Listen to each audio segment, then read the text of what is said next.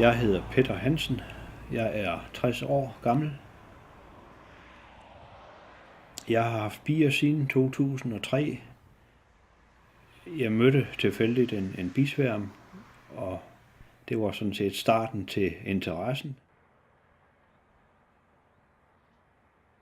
Biåret består af 2 halvdele. Der er en vinter, som er stille og rolig, og hvor bierne nærmest passer sig selv, og der er en sommer, hvor det hele sker. Der er ingen stress at jage. Altså alt bevægelse skal foregå roligt, ellers hisser du bierne op. Men de passer deres verden, og de har travlt i de 6 uger, de lever.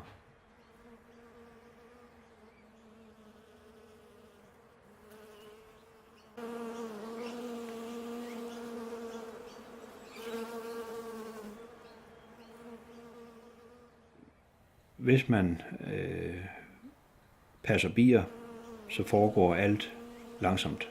Man skynder sig langsomt, hvis jeg kan bruge det udtryk.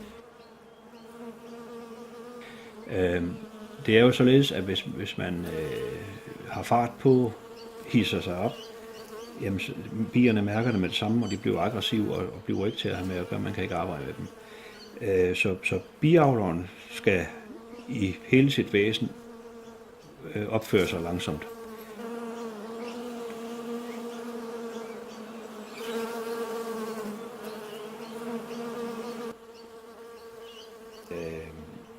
Når du piller låget af et bistad og ser det liv, der rører sig, kan du ikke undgå at blive betaget af det.